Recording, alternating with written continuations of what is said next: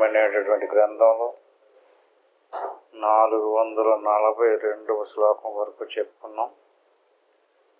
ప్రతి వారం మాదిరిగానే జరిగినటువంటి విషయాన్ని కొద్దిగా గుర్తు చేసుకుని తదితర శ్లోకాల మీద వివరణ చేసుకుందాం.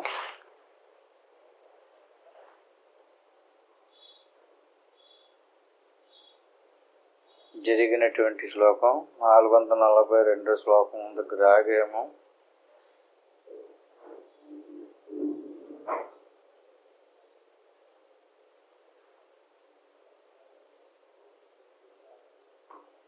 యత్ర ప్రవిష్ట విషయ పరేరిత నదీ ప్రవాహో ఇవ వారిరాశౌ లీనంతి సన్మాత్రతయా న విక్రియా ముత్పాదయంతేష యతిర్విముక్తః. ఈ శ్లోకం యొక్క భావం ఏమిటంటే, సముద్రములో కలిసిపోయినటువంటి నదీ ప్రవాహములు సముద్ర రూపమునే ధరించును. అట్లే ఇతరుల చేత సిద్ధము చేయబడినటువంటి విషయములు ఆత్మస్వరూపములుగా ప్రతీతములు ఒకటి మూలమున ఎవని చిత్తమునందు ఎట్టి క్షోభమును ఉదయింపకుండునో ఆ అతి శ్రేష్ఠుడే జీవన్ముక్తుడు అని దీని అర్థం. అంటే ఏమిటండి? ఇప్పుడు మనం ఎంతమంది కూర్చున్నాం, ప్రతి ఒక్కరి అభిప్రాయములోనూ నేను ఒక వ్యక్తిని, నాది ఈ కులము, నేను ఇలాంటి వాడిని, నేను అలాంటి వాడిని అనేటువంటి భావాలు కలిగి ఉన్నాం. నేను సాధన బాగా చేశాను, నేను గురుపదేశం పొందాను, నేను శాస్త్రాలు చదివాను, నేను బాగా ఉపన్యాసం చెప్పగలను అనేటువంటి అభిప్రాయాలు ఉన్నాయి కదండి. ఈ అభిప్రాయాలన్నీ కూడా ఎప్పుడు దాకా ఉంటాయి?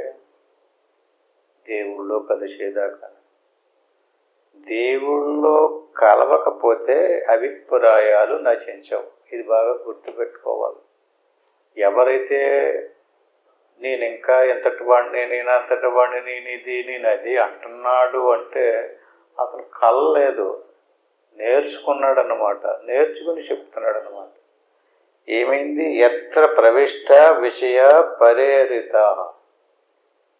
ఎప్పుడైతే నది సముద్రంలో కలిసిపోయిందో నదికి సంబంధించినటువంటి విషయం ఆ నదిలో ఉండదు. ఇంకా సముద్రం అయిపోయింది అది.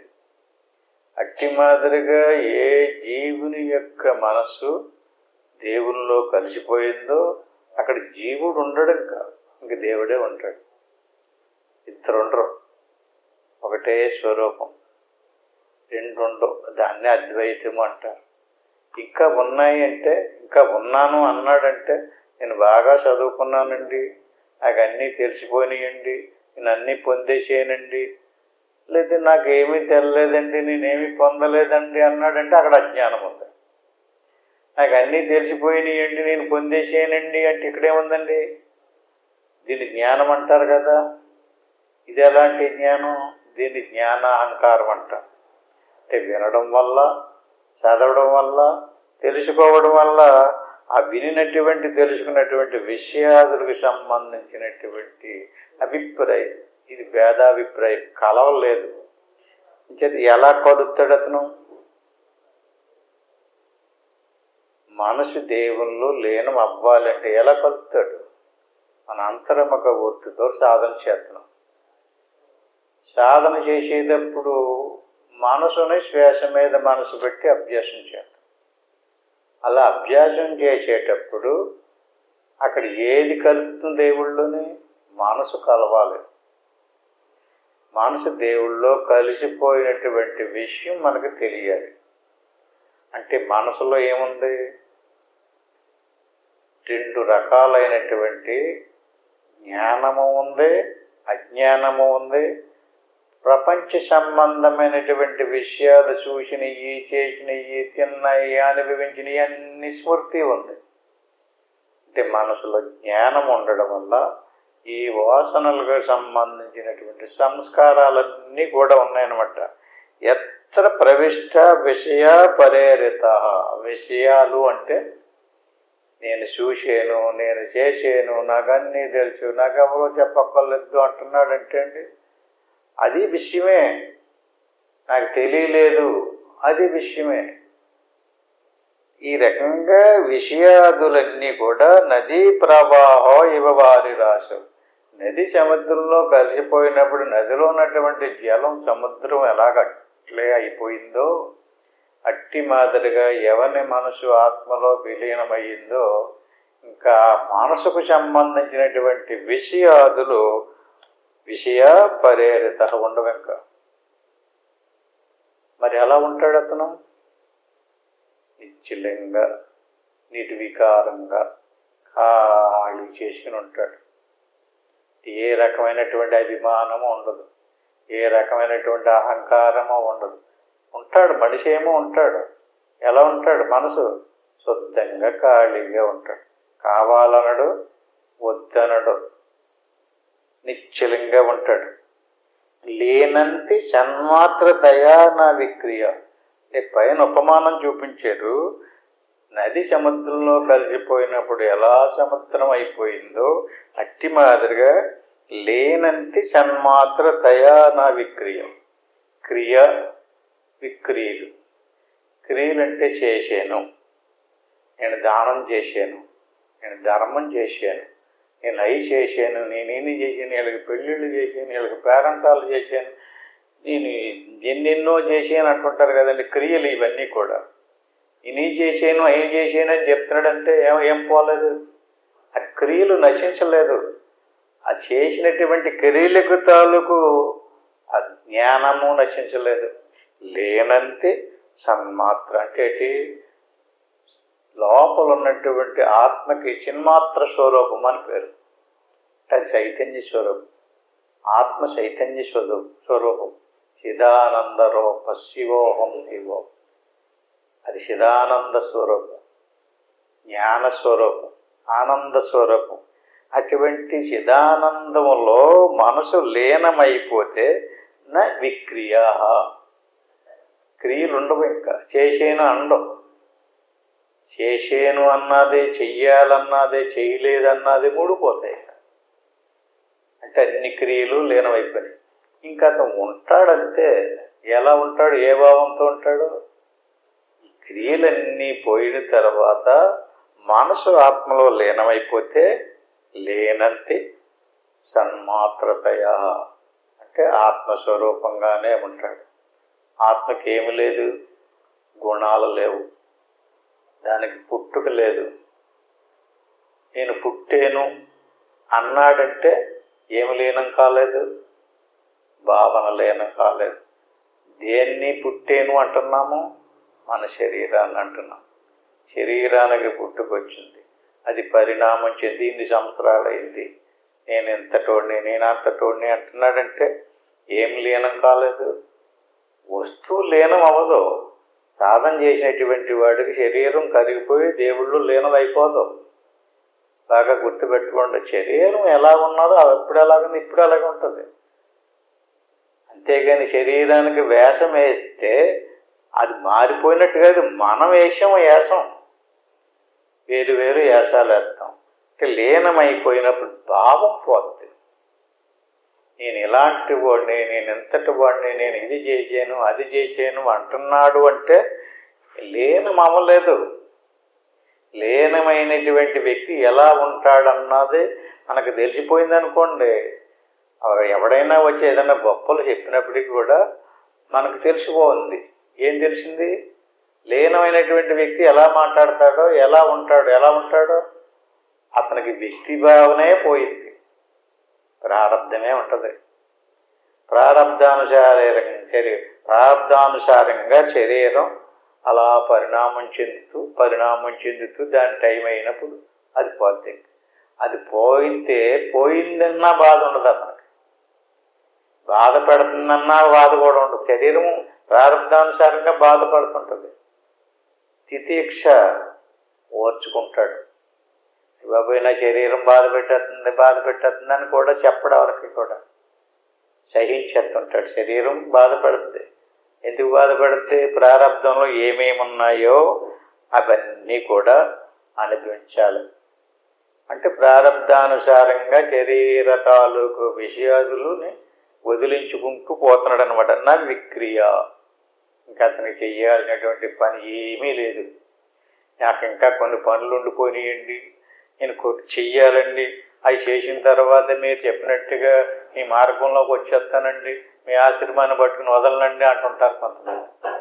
ఎవరంటారంటే వాళ్ళు ఎవరికి మనసు లీనం అవ్వలేదో వాళ్ళు అంటారు. మనసు లీనమైనటువంటి వాడికి చేసే డ్యూటీ కూడా ఏమి లేదు, చెయ్యాల్సినటువంటి పనులు కూడా ఏమి లేవు. నేను ఇది చెయ్యలేదు, అది చెయ్యలేదు, ఇది చెయ్యాలి, ఈ గొడవ కూడా లేదు. అంతకు ముందుది భూతకాలానికి సంబంధించింది లేదు, వర్తమాన కాలానికి సంబంధించిన ఆలోచన లేదు, భవిష్యత్తుకి సంబంధించినటువంటి కూడా లేదు. అందుచేత సాధుభి పూజ్యమానోస్మిన్ పీడ్యమానోపి దుర్జనై. అంటే ఎప్పుడైతే ఈ మనసు లీనమైపోయినటువంటి సాధకుడు ఉన్నాడో అటువంటి వాడు అతన్ని కొంతమంది ఏమీ పట్టించుకోకుండా, ఏమీ కోరుకోకుండా, ఏమీ చేయకుండా యథాతథంగా తన స్థితిలో తను ఉండి గడిపేసుకుంటున్నాడు. అటువంటి వాడిని సాధుభి పూజ్యమానోస్మిన్, కొంతమంది సత్కరిస్తారు, సన్మానం చేస్తారు, స్టేజీ మీద కూర్చోబెట్టి పూజింతారు, గౌరవింతారు. కొంతమంది పీడ్యమానోపి దుర్జనై. రెండు రకాల మనుషులు ఉంటారు లోకంలో.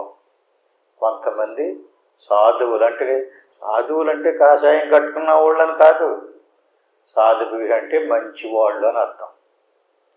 దుర్జనై అంటే చెడ్డవాళ్ళు. ఎప్పుడు కూడా లోకంలో చెడ్డవాళ్ళు ఉంటారు, మంచివాళ్ళు కూడా ఉంటారు.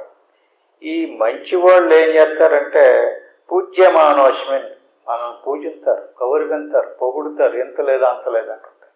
ఈ చెడ్డవాళ్ళు ఏం చేస్తారు, పీడ్యమానోపి, పీడిస్తారు, మనల్ని అగౌరవపరుస్తారు, అవమానిస్తుంటారు, మనం చేసేటటువంటి మార్గాలకు అడ్డు వస్తుంటారు. మన ఇల్లు మనల్ని కట్టుకొనివ్వరు, మన పని మనం చేసుకొనివ్వరు, మనల్ని మనం వండుకున్నది మనల్ని తిన్నెవరు. ఏంటది? వాడికి మనకి ఏ సంబంధం లేకపోయినా సరే ఆ పక్కింటోడికి చక్కగా మన పని మనం సాగిపోతుంటే చూడలేడు, తట్టుకోలేడు. వాడి కడుపు మంట, బాధపడిపోతూ ఉంటాడు. ఎలాగ అడ్డుపడాలి, వీళ్ళకి ఎలా హాని కలిగించాలి, ఎలా నష్టం కలిగించాలని చూస్తూ ఉంటాడు. ఇంకొకడు ఈయనకి ఏదో రకంగా సాయం చేయాలి, సహకారం చేయాలి, ఇతను మంచివాడు, ఇతను మంచి సాధకుడు అని చెప్పేసి అతన్ని గౌరవించి పూజిస్తుంటాడు. సాధుభి పూజ్యమానేస్మిన్ పీడ్యమానేపి దుర్జనై. ఈ మంచివాళ్ళు చెడ్డవాళ్ళు ప్రతి ఒక్కడికి ఎదురవుతారు. ఇది ఒక లోకం. లోకం నిండా మంచివాళ్ళు చెడ్డవాళ్ళు కానీ మనుషులు ఉండరు. చెడ్డోడన్నా అయి ఉంటాడు, లేక మంచివాడన్నా అయి ఉంటాడు. ప్రతి మనిషి కొన్ని మంచి పనులు చేస్తాడు, చెడ్డ పనులు చేస్తుంటాడు. ఒక్కొక్కడికి చెడ్డ పనులు చేసేవాడు ఒక్కొక్కడికి మంచి పనులు చేస్తుంటాడు. మంచి పనులు చేసేవాడు అతను చాలా మంచివాడు అండి అంటారు, కానీ మన విషయంలో అతను చెడ్డ పనులు చేస్తుంటాడు. అదొక విచిత్రం.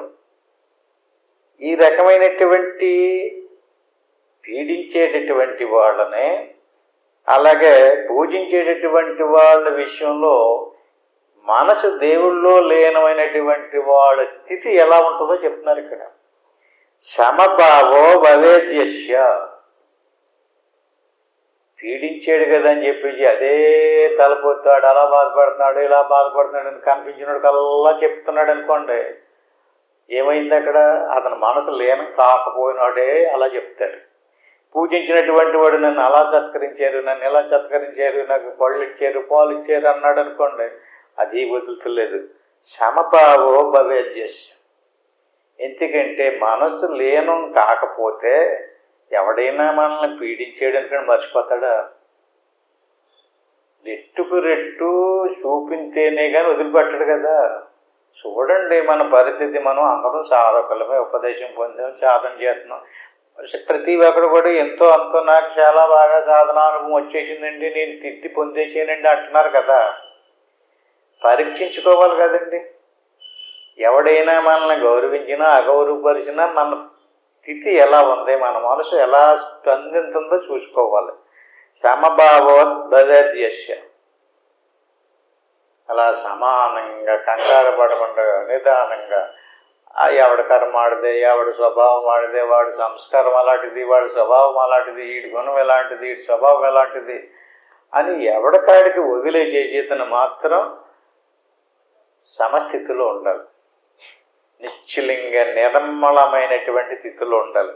అలాగే ఎవడైతే ఉన్నాడో అటువంటి వాడికి రేపు మరణించిన తర్వాత ముక్తి రావాల్సిన పని లేదు. జీవన్ముక్తస్య ఉచ్యతే. జీవన్ముక్తుడంటే ఎవరండి? ఇది ఇక్కడ ప్రశ్న.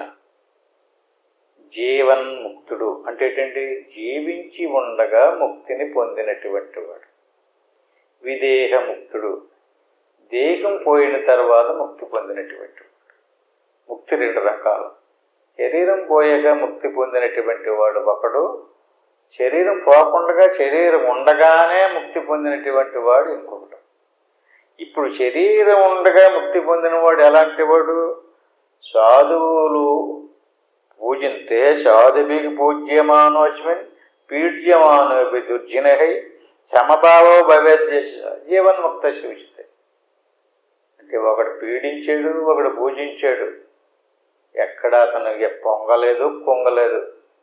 సమభావంలో ఎవడైతే ఉన్నాడో వాడికి ముక్తిని పొందేసాడు. అతను రేపు మరణించిన తర్వాత ముక్తి పొందుతాడన్న మాట అతనికి లేదా అతని విషయంలో. అంటే మనమే చూసుకోవాలి, మన భావన మారాలి, మనం గుణం మారాలి. ఈ రకమైనటువంటి వాడు నా ప్రత్యక్ బ్రహ్మణోద్భేదం కదాపి బ్రహ్మ స్వర్గయో ప్రజ్ఞయో విజానాతి స జీవన్ముక్తస్య ఇష్యతే. గంభీరముగా బుద్ధి బలాన్ని ఉపయోగించి శాస్త్రాలని పరిశీలించి అద్భుతంగా ఉపన్యాసాలు ఇస్తాడు. అలా గంభీరంగా తత్వ పరిశీలన చేసినటువంటి సాధకుడు బుద్ధి చేత ఆత్మకును అలాగే బ్రహ్మమునకును నడుమ, బ్రహ్మమునకును సృష్టికిని వేదమును ఎవడు చూడడో ఆ పురుషుడు జీవన్ముక్తుడు. ఇదేమన్నా అర్థమైందా? బ్రహ్మము లేక ఆత్మ. బ్రహ్మమే మనలో ఆత్మ. అందరిలోని కూడా ఉన్నటువంటి ఆత్మ బ్రహ్మమే. ఇది శాస్త్ర ప్రమాణం. అటువంటి ప్రత్యక్ బ్రహ్మణోద్భేదం, ఆత్మకి బ్రహ్మమునకు భేదం లేదు. భేదం ఉన్నట్టుగా ఎవడుకు భావన ఉందో వాడు ఇంకా ముక్తిని పొందలేదు. నేను అర్థమైంది ఈ మాట. బ్రహ్మమే నేను, దాన్నే అహం బ్రహ్మస్మి నోటితో అనుకునే మాట కాదండి. అది అనుభవపూర్వకంగా బ్రహ్మమునకు నాకు భేదము లేదు, నేను బ్రహ్మమునే, బ్రహ్మమే నేను. ప్రత్యక్ బ్రహ్మణోర్భేదం. రెండు కాదది, రెండు లేవు, ఒకటే స్వరూపం. కదాపి బ్రహ్మ సర్గయోహో. అంచేత నేను బ్రహ్మమును గనక నాకు ఏమి లేదు. శరీరానికి సంబంధించినటువంటి సాగు పుట్టుకులు నాయి కాదు, అది శరీరానికి సంబంధించినవి. ఆకలి దప్పుకులు ప్రాణానికి సంబంధించినవి, అంచేత అవి కూడా నావి కాదు. సుఖ దుఃఖాలు మనసుకు సంబంధించినవి, అవి కూడా నాయి కాదు. నేను బ్రహ్మమును కనుక ఈ సాగు పుట్టుకులు, సుఖ దుఃఖాలు, ఆకలి దప్పుకులు ఇవన్నీ కూడా నేను కాదు. మరి నేను ఎవరిని? ప్రజ్ఞయోవే విజానాతి స జీవన్ముక్తస్య విషయం. అంటే ప్రపంచంలోకి వచ్చి ప్రపంచాన్ని చూస్తూ ప్రపంచ సంబంధమైనటువంటి శరీరాన్ని ధరించి ఉండినప్పుడు కూడా ఈ శరీరాన్ని ప్రపంచాన్ని వదిలి బ్రహ్మస్వరూపముగా ఎవడైతే భావన చేస్తూ ఉంటాడో అటువంటి వాడు జీవన్ముక్తస్య విషయతే. ఆడు రేపు మళ్ళీ చనిపోయాక మోక్షం పొందటం అన్నది లేదు. ఇప్పుడు అతను మోక్షం పొందేసే ఉన్నాడు. ఎప్పుడు మోక్షం పొందేశాడు? ఇంకా ఈ లక్షణాలు చూసుకోవాలి మనం.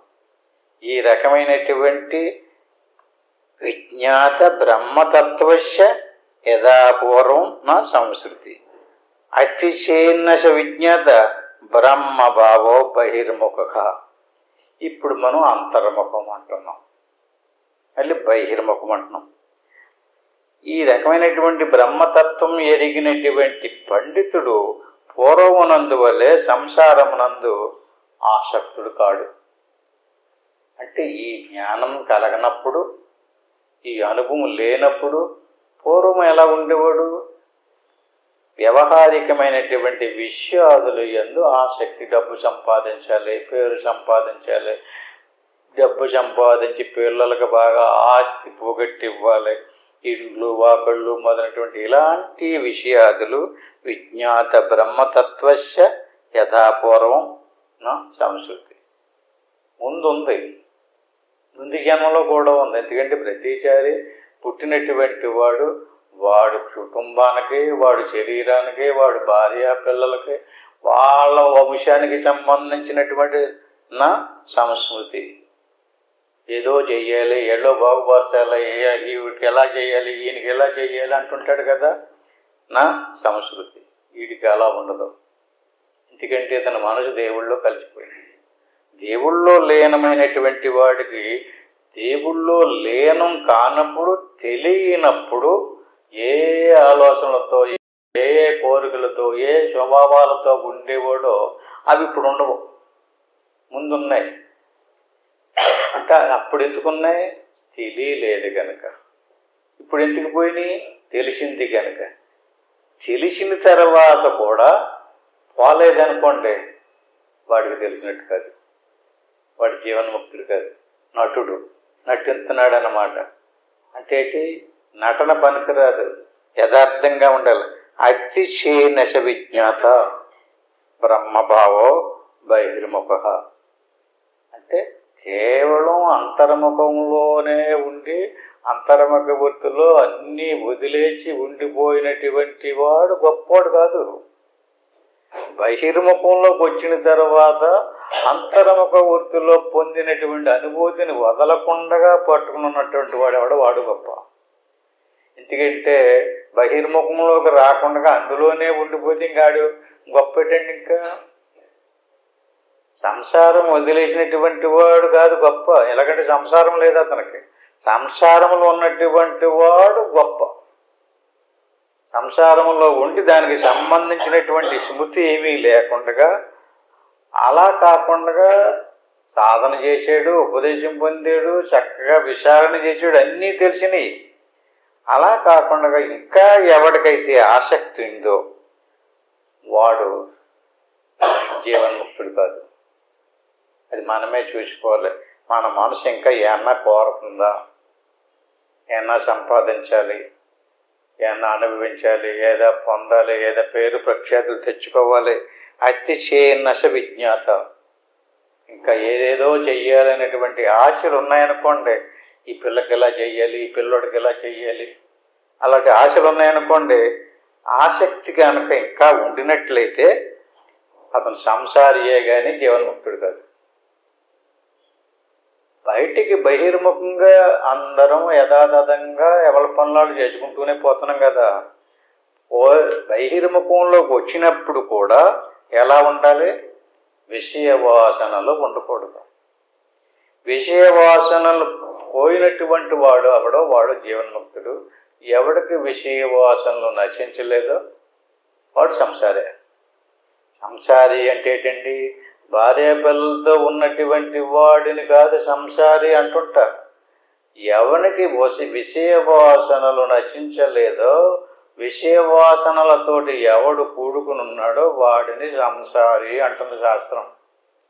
నువ్వు భార్యతో ఉండు, సంసారం చేయి, పిల్లలు ఉండొచ్చు, ఇండ్లు వాకుళ్ళు అన్నీ ఉండొచ్చు. కానీ ఇప్పుడు చెప్పినటువంటి విధానంలో ఏ భావంలో ఉండాలి? నువ్వు ఆత్మభావంలో ఎవడైతే ఉంటాడో. ఇదంతా వ్యవహారికము, ఇదొక సృష్టి, ఇదొక మాయ, ఇదొక ప్రకృతి, ఇది మిథ్యా జగత్తు అనేటువంటి ఆ దీనికి సంబంధించినటువంటి భ్రాంతి జ్ఞానాన్ని వదిలేసి యథార్థ జ్ఞానాన్ని ఎవడైతే పట్టుకుంటాడో అటువంటి వాడు సంసారి కాదు. కానీ బయటికి మాత్రం సంసారంలోనే ఉన్నాడు. భార్యాపిల్లలు ఉన్నారు, సంసారం చేస్తున్నాడు, ఉద్యోగమో వ్యాపారమో డబ్బు సంపాదించుకుంటాడు, కానీ సంసారం కాదు. ఎలా ఉండాలి? తటస్థంగా. అంటే మనం ఒక చోట ఉద్యోగం చేస్తున్నామండి. ఉద్యోగం చేసేటటువంటి వాడికి జీతం ఇస్తారు, చాలా క్రమబద్ధంగా పనిచేస్తాడు. ఆ కంపెనీకి లాభం వచ్చినా నష్టం వచ్చినా అతనికి సంబంధం లేదు. ఎలా ఉంటాడు అతను? ఉద్యోగం చేస్తున్నాడు కదా. ఎంత గొప్పగా ఉద్యోగం చేసినప్పటికీ కూడా లాభం వస్తే ఇతనికి పంచిపెట్టరు, నష్టం వస్తే ఇతనికి లాసు రాదు. అంటే లాభ నష్టాలకి ఇతనికి సంబంధం లేదు. అలాగే పని చేస్తున్నాడు ఉద్యోగి. అట్టి మాదిరిగా సంసారంలో మనం చేసేటటువంటిది కూడా ఒక ఉద్యోగం. ఇందులో తగులుకోకూడదు, లీనం అవ్వకూడదు. ఉద్యోగులాగే చెయ్యి. నష్టం వచ్చినా, కష్టం వచ్చినా, లాభం వచ్చినా, సుఖం వచ్చినా, దుఃఖం వచ్చినా అవన్నీ ప్రారబ్ధానుసారంగా భావించి నీ స్వరూపాన్ని వదులుకోకూడదు. నీ స్వరూపాన్ని వదిలేసుకుని మళ్ళీ అయ్యి బాబోయ్ నాకు ఎలా కష్టం వచ్చేసింది, నష్టం వచ్చేసింది అనుకున్నాడంటే అతను సంసారే, అతని జీవన్ముక్తుడు కాదు. అంటే అతని మనసు ఇంకా లీనం కాలేదు, అతనికి ఇంకా తెలియలేదు. తెలిసినట్టుగా నటించకూడదు. ఎవరికి లాభం అండి, ఎవరికి నష్టం అండి? తెలిసినట్టుగా నటింతే భవితకు చాలా బాగా తెలుసు అని వెళ్ళిన కాడల్లా మనల్ని గౌరవించారు, రండి అంటారు.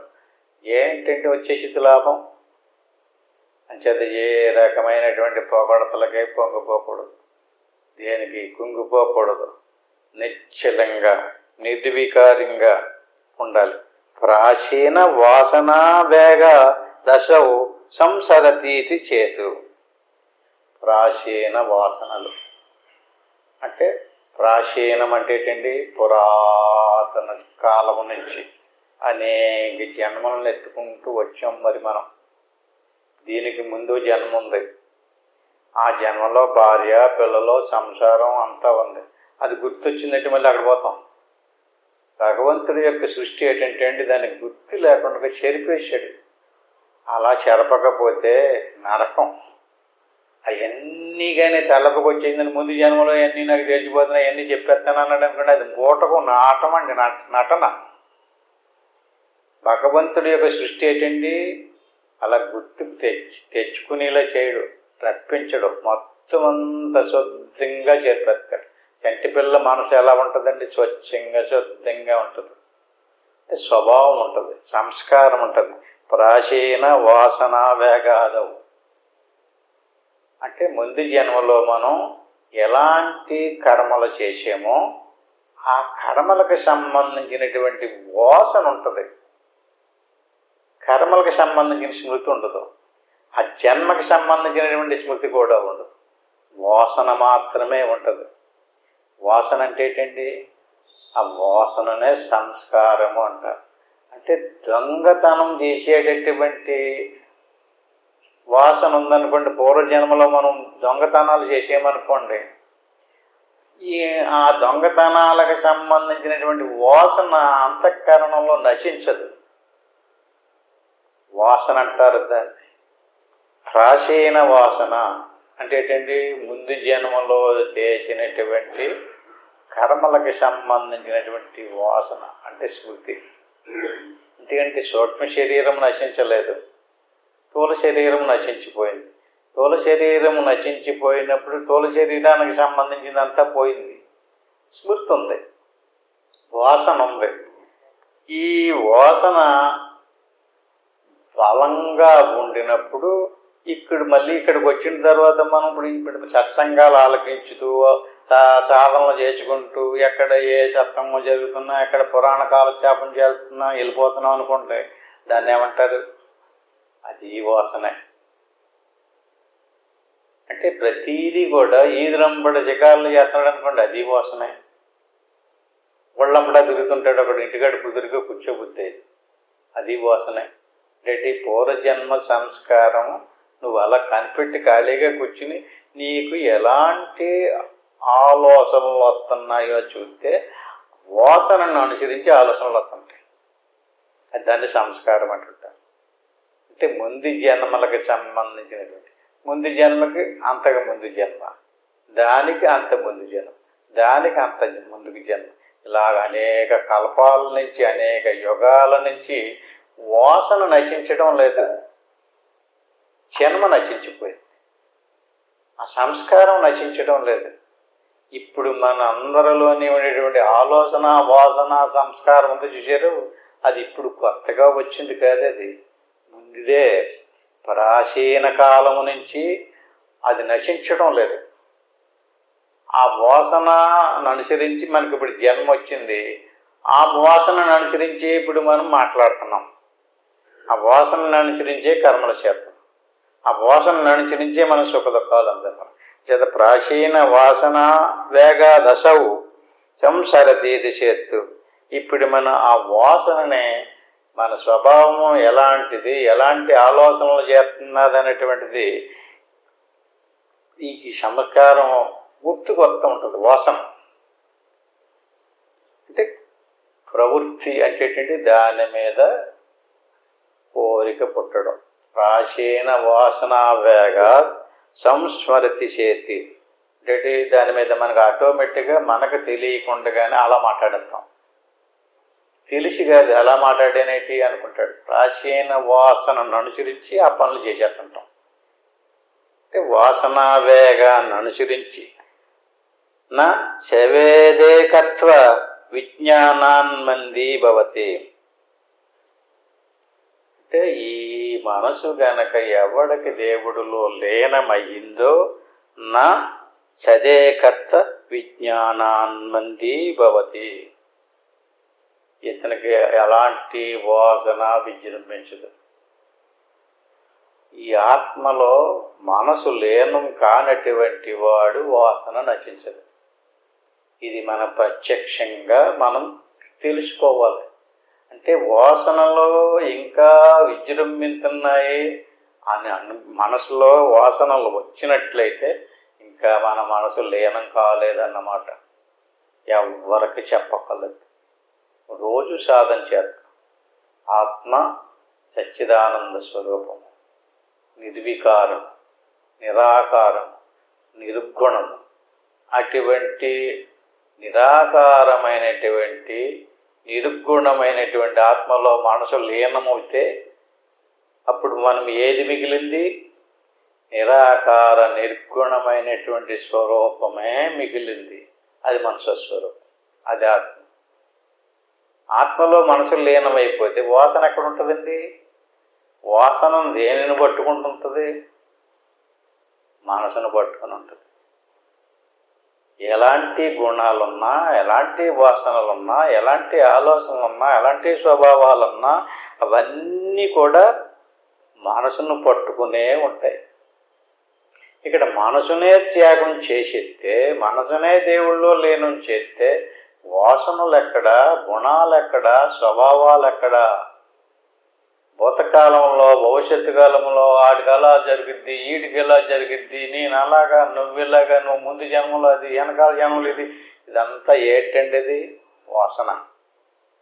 ఈ వాసన ఎక్కడైతే నశించిపోయిందో అటువంటి వాడికి ఏకత్వ పరిజ్ఞానం ఏర్పడుతుంది. అంటే నిర్వికారమైనటువంటి ఈ దృశ్య సముదాయము కాదు. పుట్టింది ఆత్మ, పుడద్దా, చనిపోయింది ఆత్మ. నేను శరీరము, లేక నేను స్త్రీని, నేను పురుషుణ్ణి, నువ్వు స్త్రీవా పురుషుడువా? ఈ స్త్రీ పురుష భేదం దేనిది? శరీరాన్ని. ఈ సావు పుట్టువులు దేనివి? శరీరాన్ని. రోగాలు దేనివి? శరీరాన్ని. నువ్వు శరీరం కాదంటుంటే శరీరానికి సంబంధించిన దాన్ని మళ్ళీ తీసుకొచ్చి పెట్టి దాని గురించి ఆలోచిస్తున్నావంటే ఏం పోలేదు నీకు? ప్రాచీన వాసన నశించలేదు. ముందు జన్మల్లో పోగు చేసుకున్నటువంటి వాసనను అనుసరించి నువ్వు మాట్లాడుతున్నావు. వాసనను అనుసరించి కర్మ చేస్తున్నాం. అందుచేత అత్యంత కాముకశాపి వృత్తి కొంటది మాతరి తదైవ బ్రహ్మణి జ్ఞాతే పూర్ణానందే మనీషిణ. ఇక్కడ ఒక ఉపమానం చెప్పారు. ఎందుకంటే లేదండి, నేను శ్వాస ఆగిపోయిందండి, మనసు ఆగిపోయిందండి, నాకు బ్రహ్మానందం కలిగేసిందండి, నేను బ్రహ్మానందాన్ని చూసేసానండి అంటాడు. సంతోషమే, నమ్మొచ్చుకొని అలాగ అనుకుందాం. ఎవరు చూసేసారు? మనసుతో చూసాడా? మనసు లయించిపోయింది అనుకోండి, ఎవరికి తెలిసింది? మనసుతోటే కదా ఏదైనా చూసేది తెలిసేది.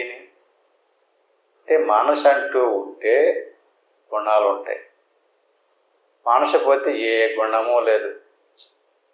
ఆత్మ అనేటువంటిది ఆత్మ సర్వభాగ్యాపి. అంటే ఆత్మ అనేటువంటిది పరిమితమైంది కాదు, బాగా గుర్తు పెట్టుకోవాలి మీరు. అపరిమితమైంది, అనంతమైంది. అంటే ఏంటండి? ఆకాశమే ఎలాగో సర్వవ్యాపో ఆత్మ కూడా అలా సర్వవ్యాపి. ఆత్మకి సావు పుట్టుకులు లేవు. పరిమితమైనటువంటి వస్తువు అయితే ఇన్ని జ్ఞానాలు ఉంది, ఇన్ని గజాలు ఉందని చెప్పచ్చు. అలాగా పరిమితమైనటువంటి వస్తువుని చూడడానికి మళ్ళీ ఇంకొక వస్తువు ఉండాలి. కాదు, ఇవన్నీ లయమైపోవాలి. లేదండి, నాకు లయం అయిపోయినాయండి, నాకు శ్వాస ఆగిపోయిందండి, మనసు ఆగిపోయిందండి, నాకు బ్రహ్మానందం కనిపించేసిందండి అంటాడండి.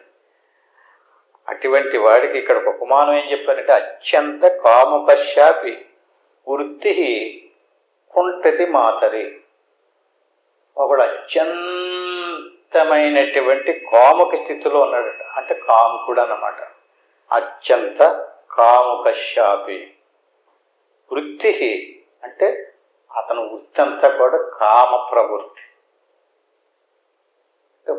ఉదాహరణ ఉపమానం అంటే ఎలాంటి స్త్రీని చూసినా సరే కాముక వృత్తితో చూస్తాడట. ఎలాంటి స్త్రీనైనా సరే అతనికి ఇంకా ఏ వాయు వరుసలో చూడడం.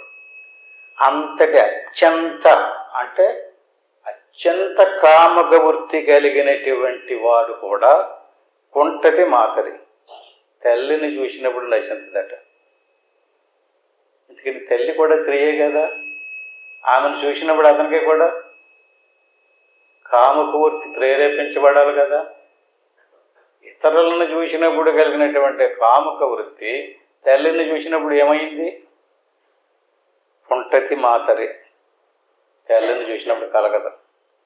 ఆవిడ ఎంత అందంగా ఉన్నా సరే, ఎంత యవ్వనంలో ఉన్నా సరే, తల్లిని చూడగానే ఆ వృత్తి నశించదు, ఆ కోరిక నశించదు, ఆ భావన నశించదు. తదైవ బ్రహ్మణి జ్ఞాతే అంటే బాహ్యంగా ఇతరులను చూసినప్పుడు కలిగినటువంటి భావన తల్లిని చూసినప్పుడు ఎలా నశింతుందో తదైవ ఆ మాదిరిగా బ్రహ్మణి జ్ఞాతే. నువ్వు బ్రహ్మమును చూడగానే, జ్ఞాతే అంటే చూడటం కాదండి, నీ మనసు బ్రహ్మములో విలీనమైపోయినప్పుడు స్థితి జ్ఞాతి అంటే తెలియటం. నీ మనసు అలా సన్నగిల్లి ఒకటి తెలుస్తుంది మనకి. శ్వాస సన్నగిల్లటం తెలుస్తుంది. మనసు కూడా సంకల్పాలు తక్కువైపోయి సంకల్పాలన్నీ ఆగిపోయిన స్థితి కూడా తెలుస్తుంది. అంటే అక్కడ మనసు ఆగిపోయింది, శ్వాస ఆగిపోయింది. ఎవరికి తెలిసింది? మనసు కాదు అక్కడ, మరెవరో ఆత్మకే తెలిసింది. తదైవ బ్రహ్మణి జ్ఞాతే. ఈ రకంగా జ్ఞాతే అంటే మనసు శ్వాస లయమైపోయినటువంటి స్థితిలో బ్రహ్మము జ్ఞాతే తెలియబడింది. అలా తెలియబడినప్పుడు తల్లిని చూసినటువంటి వాడికి ఎలాగైతే కామవృత్తి నశించాలో అట్టి మాదిరిగా పూర్ణానందే మనీషిణ. అటువంటి వాడికి ఎంత ప్రాచీన కాలము నుంచి తిష్ట వేసుకుని పేరుకుపోయినటువంటి గుణాలైనా సరే నశింతాయి. ఆత్మసాక్షాత్కారం కలగాలి. నాకు చాలా అనేక జన్మల నుంచి పేరుకుపోయిందండి, నాకు ఈ కోపం పోవటం లేదండి, ఈ ద్వేషం పోవటం లేదండి అన్నారనుకోండి, కులాభిమానము, దేశాభిమానము, వర్ణాభిమానం, ఒకటి కాదండి, విద్యాభిమానము, ధనాభిమానం, యవనాభిమానం అంటారు కదా. ధన మదము, కుల మదము, విద్యా మదము, రూప మదము, యవ్వన మదము, ఈ అష్టమదాలు. ధనం వచ్చిందనుకోండి, ఆటోమేటిక్గా వీళ్ళందరినీ చూసి వీళ్ళందరికంటే నేను డబ్బున్నవాడిని అంటాడు, ధన మదం. వీళ్ళ మీద కొంచెం బాగా చదువుకున్నాడు అనుకోండి, విద్యామదం. వాళ్ళలో కొంచెం అందంగా ఉంటే రూపమదం. వాళ్ళలో ఏదైనా అధికారం ఉంటేనో పదవీ మదం. 8 రకాలు. ఈ మదాలు అంటే అహం. అహం అంటే మదం. మదాన్ని దేనికి చూపించేదంటే, సృష్టిలో అత్యంత బలమైనటువంటి జీవరాశి ఏది? ఏనుగు. దానికి గజము అని పేరు. అష్టమద గజములు. అష్ట అంటే 8 ఏనుగులు బలం అంటండి. అష్టమద గజములు. అహంకార 10 రూపాయలు జేబులో ఉన్నాయంటే నన్ను ఆడింకెవడిని మాట్లాడినవాడు. అదే ఆ డబ్బు లేనటువంటి విక్కు విక్కుమంటే ఏ మూల కూర్చుంటాడో కూడా తెలియదు. రా బాబు అని కేకేసినా రాలేడు. ఎందుకని? వాడి చేతిలో డబ్బులు లేవు. డబ్బులు ఉండాలి. రామకృష్ణ పరమహంస చెప్తారు, ఒక కప్పకి ₹1 కాసు చూసిందట.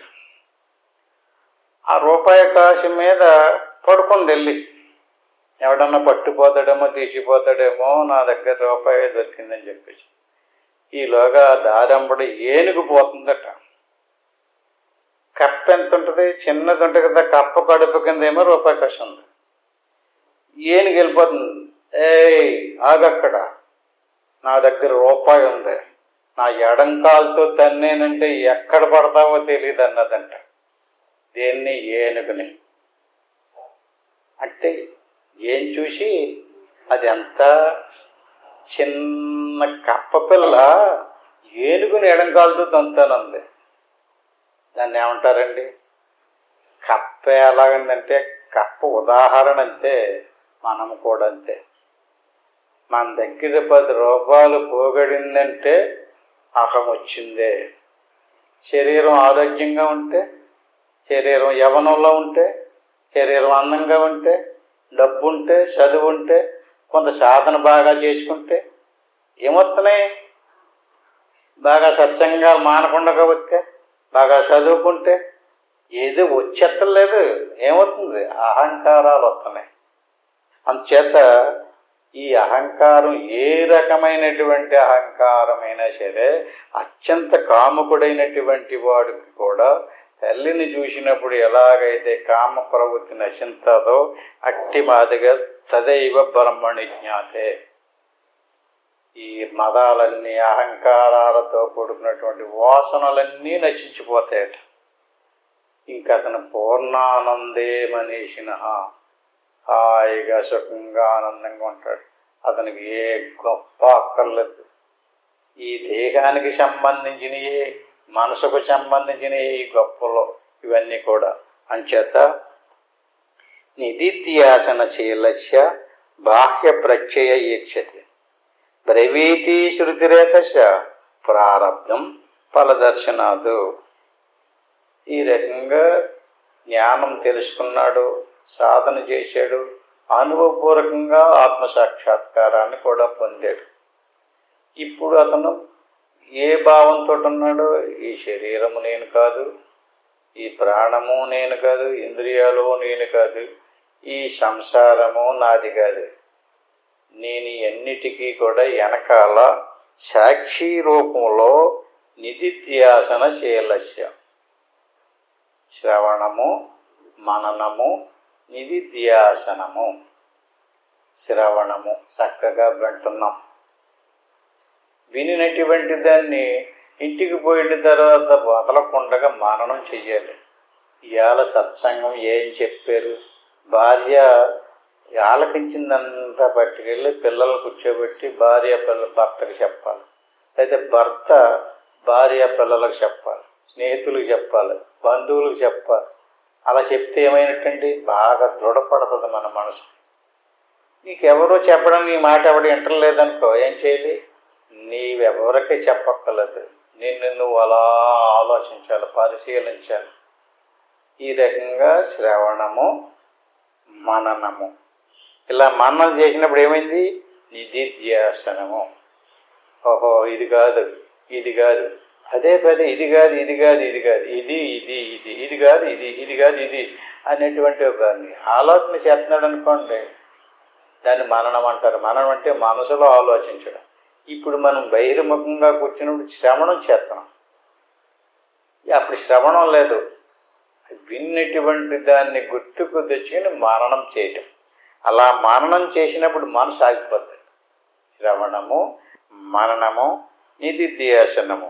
నిధిధ్యాసన శీలస్య బాహ్య ప్రక్షయ ఈక్షతే. ఎప్పుడైతే మనసు ఆగిపోయిందో, మనసు బ్రహ్మములో లీనమైపోయిందో దాన్ని నిధిధ్యాసనము అంటారు. దాన్నే సమాధి స్థితి అంటే మనసు ఆగిపోయినటువంటి స్థితిని సమాధి స్థితి అంటారు. బాహ్య ప్రక్షయ ఈక్షతే. ఈ బాహ్య సంబంధమైనటువంటి వస్తువులు ఏదైతే ఉన్నాయో వాటికి ప్రతీతి కలుగుతుంది కదా. ప్రతీతి అంటే ఏంటి? బాహ్య ప్రక్షయ ఈక్షతే. అతను సమాధిలోకి వెళ్ళాడు, ఇది కాదని తెలిసింది.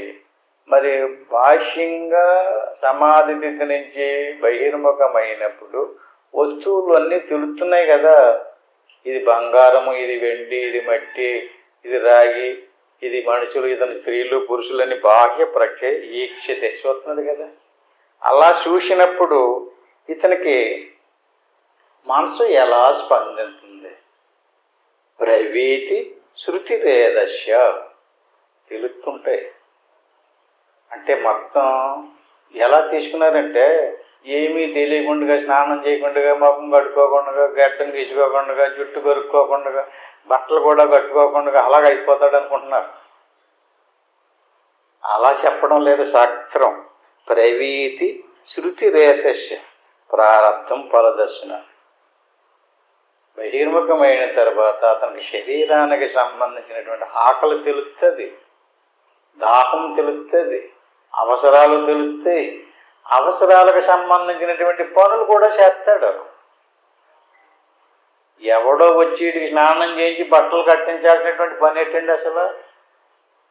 అతను అంటే దాన్ని అలా అలవాటు చేసిన అదేదో గొప్ప అన్నట్టుగా చూపిస్తున్నారు. ప్రవీతి శృతి రేదస్య. శృతి అలా చెప్పలేదు. శృతి అంటే శాస్త్రం. అవన్నీ పనులు తన పనులు తను అన్నీ అతనే చేసుకుంటాడు. అదేంటండి? ఇది ధ్యాసశీలస్య. అతను సమాధిలోకి వెళ్ళిపోయాడు కదా, సాధనానుభవంలోకి వెళ్ళిపోయాడు కదా. అతను అన్ని పనులు ఎందుకు చేసుకుంటాడండి? ఇంకా ఇవన్నీ వదిలేసాడు కదా. శరీరం కాదు, ప్రాణం కాదు, మనసు కాదని కాదు. ఎందుకంటే ప్రారబ్ధం ఫలదర్శనాత్. ప్రారబ్ధం ఉండిపోయింది కదా, ప్రారబ్ధాన్ని అనుభవించాలి కదా. ప్రారబ్ధాన్ని అనుభవించడం అన్నమాట పనులు. అంచేత ఇంకొకరికి అప్పచెప్పడం, తన పంతం చేసుకుంటూ పోతాడు. ఏది కోరడో, ఏది కావాలనడో, ఏది వద్దండో, ఏది ప్రారబ్ధమో తెలిసింది అతనికి. అంటే ఇంతటి చక్కటి జ్ఞానంలోకి వెళ్ళి సమాధి స్థితి అనుభవించినప్పటికీ కూడా ప్రారబ్ధం నశించదు. ప్రారబ్ధాన్ని తనే అనుభవించాలి. ప్రారబ్ధం భోగతో నశ్యేతు. ప్రారబ్ధం అనుభవించేనే నశించదు.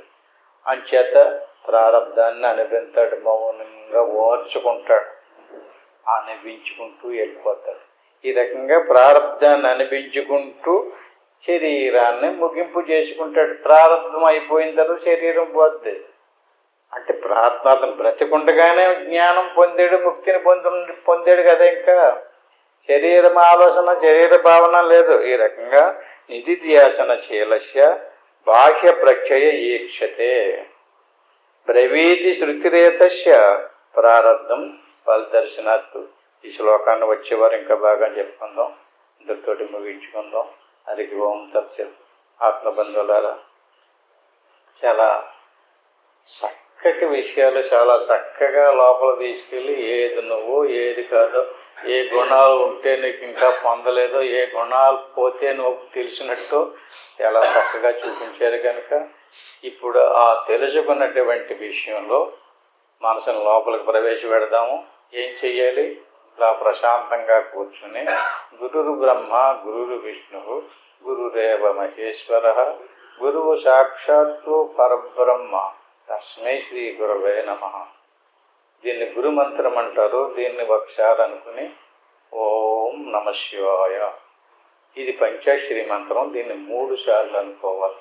ఆ పని ఏమీ అనుకోకుండా మౌనంగా మనసును లోపలికి తిప్పుకొని సోహం భావేన పూజ అంటే శ్వాస మీద మనసు పెట్టి, ఇది నేను కాదు, నేను ఆత్మస్వరూపాన్నే, పరమాత్మ స్వరూపాన్నే, సాక్షాత్తు నేను బ్రహ్మమునే, నేను దేహాదులు కాదు అనేటువంటి జ్ఞానంలో ఏకాగ్రతగా లోనికి తిప్పి మనసును గమనిస్తూ ఉండండి. నేను ఓంకారం చెప్పేదాకా అలా చక్కగా చూస్తూ ఉండండి. ఇంటికి వెళ్ళిన తర్వాత ఎవరెవరికి ఎంత అవకాశం ఉంటే అంత ప్రయత్నం చేయండి. ఓం తత్సత్.